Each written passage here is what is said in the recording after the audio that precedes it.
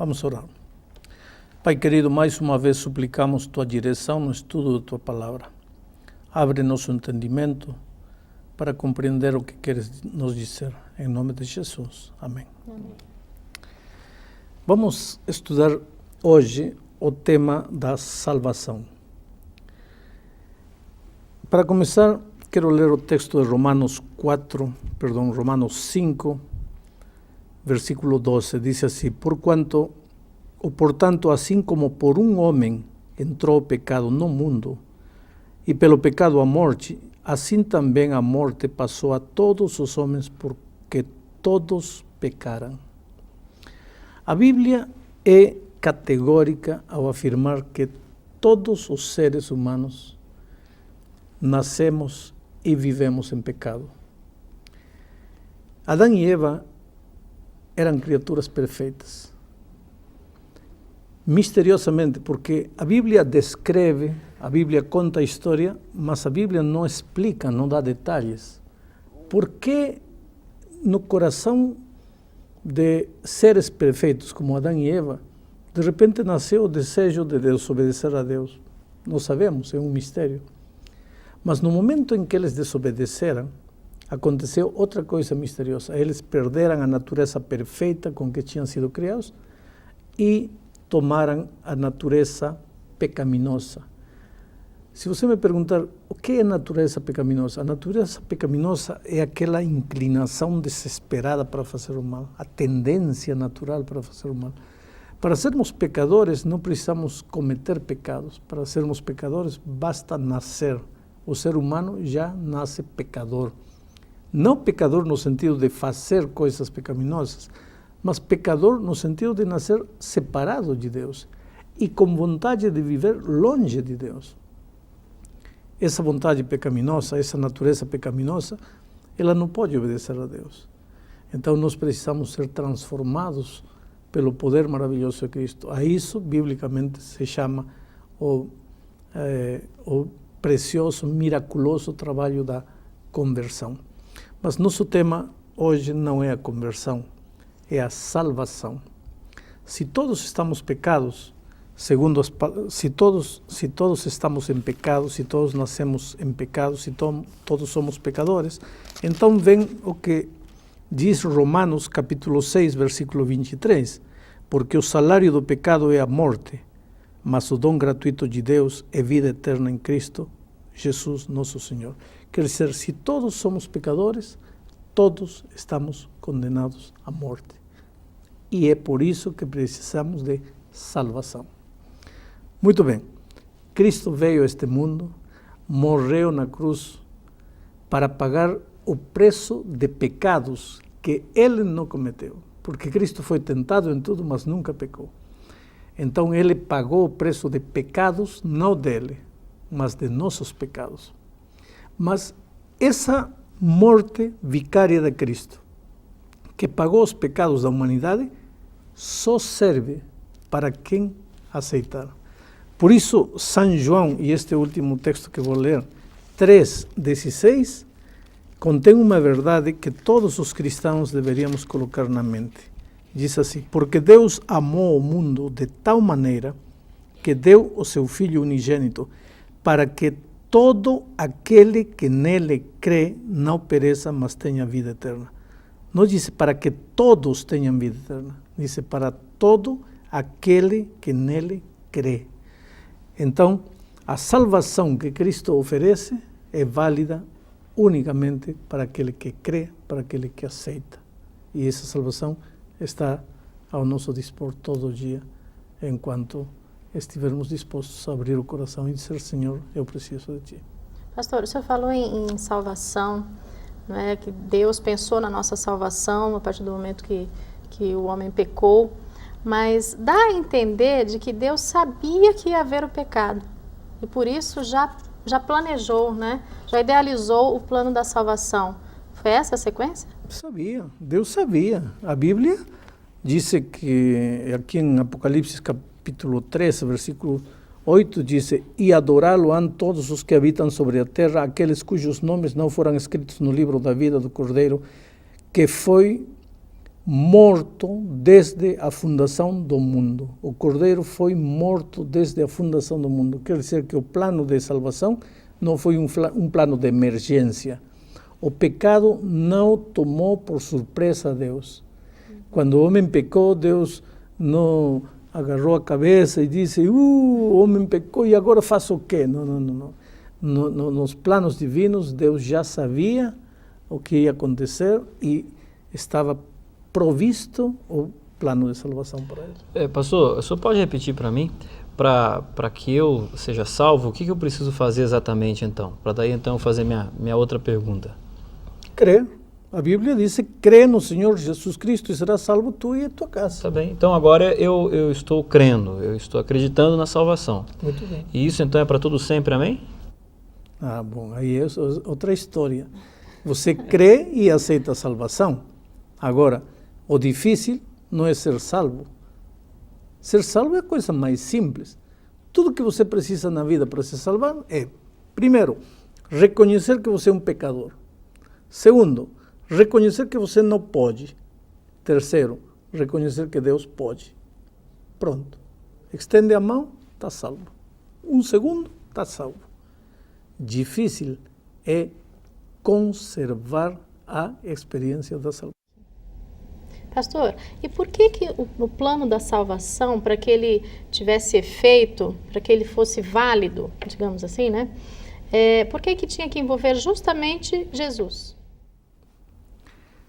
Veja, o homem tinha pecado e o salário do pecado é a morte. Portanto, se o homem não queria morrer, queria salvar-se, alguém tinha que morrer em lugar dele. Outro homem não poderia morrer, porque outro homem precisaria também se salvar. Portanto, outro homem não poderia morrer em lugar dele. Um anjo não poderia morrer, porque um anjo não tem vida própria, tem vida dependente. A única pessoa que poderia morrer para salvar o ser humano é Deus. Mas Deus não pode morrer, porque Deus é Deus. Então Deus teve que se tornar um ser humano para morrer em lugar do homem, a fim de que o homem ficasse livre da punição da morte que merecia. Pastor, em alguns textos da Bíblia, a impressão que se tem quando fala em eleição, os eleitos, né? A impressão que me dá é que alguns são predestinados à salvação e outros já são predestinados à perdição. Como é que eu vou saber? Bom, se existe a predestinação à salvação, primeira pergunta, como é que eu vou saber se eu sou predestinado à salvação ou à perdição? Aqui em Romanos, capítulo 8, versículos 29 e 30, está essa expressão predestinação, veja.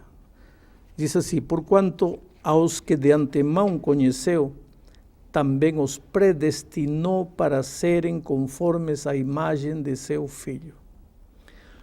Todos os seres humanos vêm a este mundo predestinados para salvar-se, predestinados para ser a imagem do Filho de Deus. Todos, não há um ser humano que venha predestinado a morrer. Predestinado. A palavra predestinado quer dizer destinado antes de. Vou fazer um exemplo. Este óculos, quando foi fabricado, foi predestinado para ir nos olhos. É dizer, fabricado, propósito, ir nos olhos. Isso quer dizer que eu vou colocar sempre nos olhos? Não. Se eu quiser, eu vou querer beber água com o óculos. Só que ele foi predestinado para ir nos olhos. O ser humano foi predestinado para ser salvo. Isso quer dizer que todo mundo vai se salvar? Não. Porque se o homem decide andar no caminho do erro, vai se perder. Mas não é porque não foi criado com um predestino, com um pré-objetivo. O objetivo é se salvar-se. Só que a salvação não depende do plano que Deus tem para o ser humano. A salvação depende da decisão do ser humano. Pastor, eu ainda não estou 100% convencida com relação a esse assunto de predestinação. Porque, veja, voltando inclusive ao próprio Éden, não é? Deus, o Senhor disse para nós agora há pouco, que Deus já tinha o plano da redenção na sua mente, porque sabia que o pecado ia entrar no mundo. Isso não significa que já estávamos então destinados ao pecado, a toda essa história. Deus sabia o que ia acontecer, ou seja, isso não tinha como ser diferente, né? O destino já estava traçado ali. Destino não.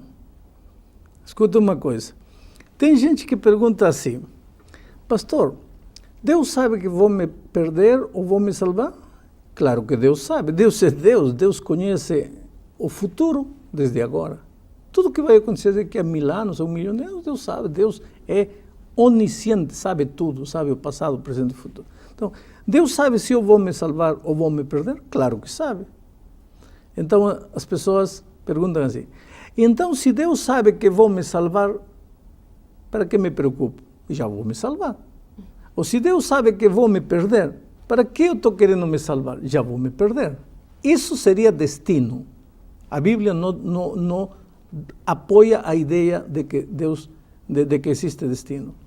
Mas Deus sabe. Agora, o que tenho que entender é que se eu vou me perder, não é porque Deus sabia que eu ia me perder.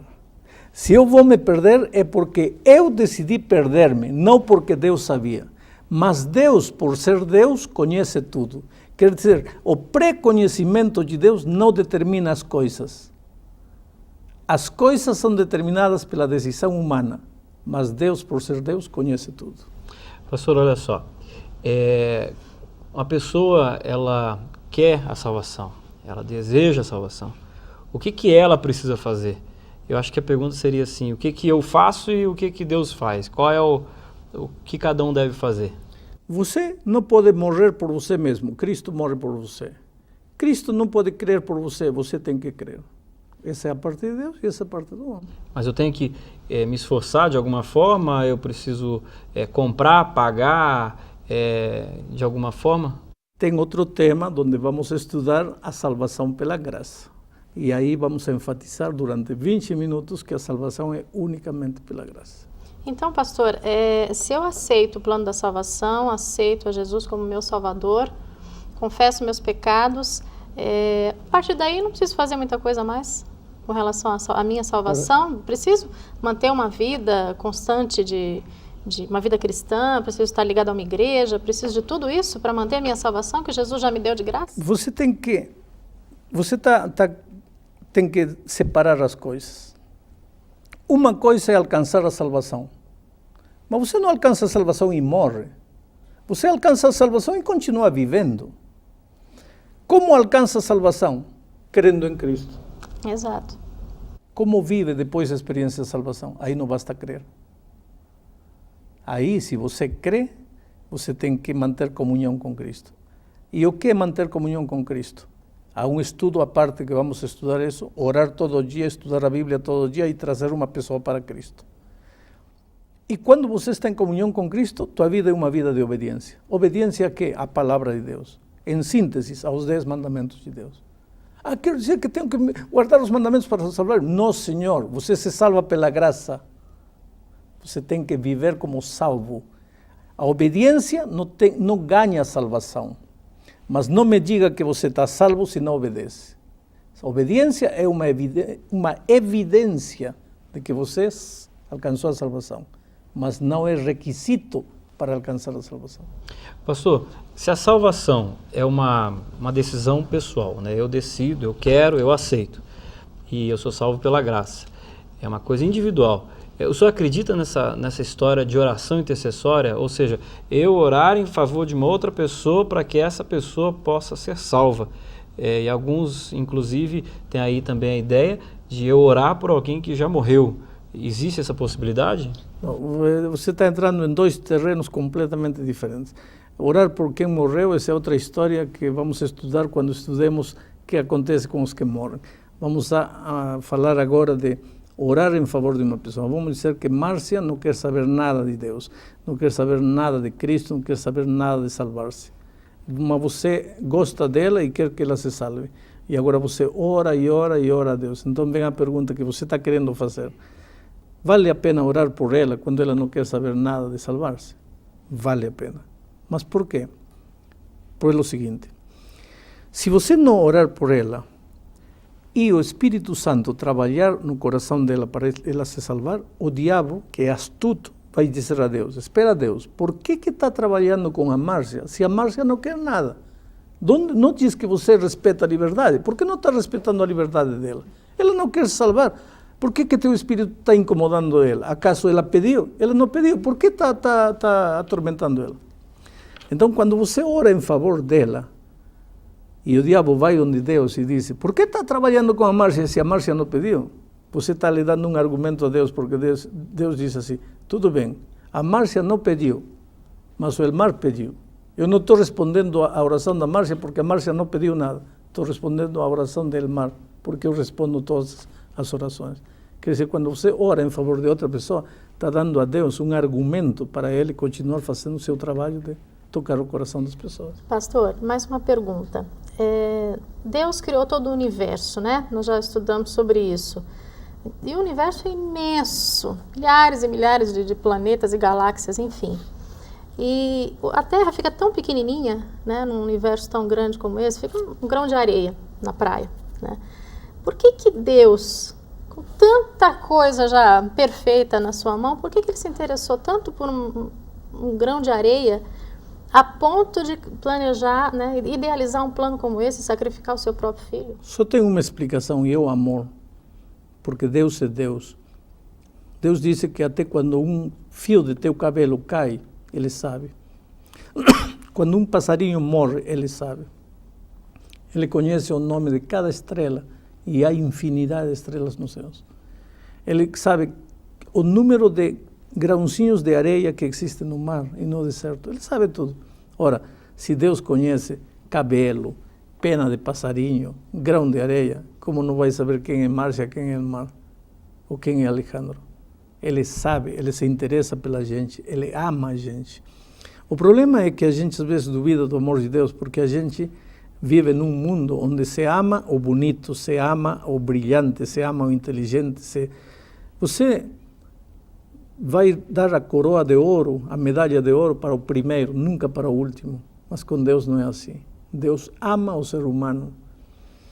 Se você é feio, se você é bonito, se você é rico, se você é pobre, se você é bom, se você é mau, Deus te ama. Se há uma coisa que o ser humano nunca poderá fazer, é fazer que Deus deixe de amá-lo, porque Deus vai amá-lo sempre, em todas as circunstâncias.